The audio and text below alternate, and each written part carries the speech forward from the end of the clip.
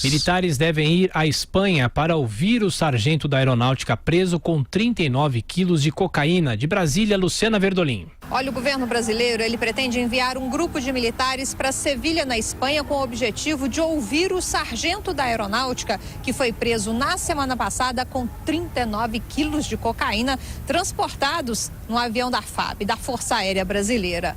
O presidente Jair Bolsonaro, ele lembrou que o comandante da aeronáutica, Antônio Bermudes, já instaurou o inquérito policial militar para apurar o caso. E agora, o objetivo é conseguir detalhes da ação do militar. Todos nós achamos, tem uma suspeita que não é a primeira vez que ele mexeu com droga, tendo em vista a quantidade, e as investigações estão, o que eu tive acesso, estão indo a contento e a velocidade que o fato merece. O presidente ontem se encontrou com o ministro do Turismo, Marcelo Álvaro Antônio, durante a reunião do chamado Conselho de Governo aqui no Palácio do Planalto. Os dois só terão encontro privado, no entanto, entre hoje e amanhã.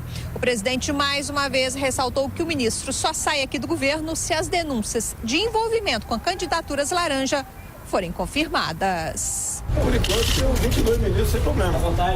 Tem que ter acusação grave, né? Acusação com substância.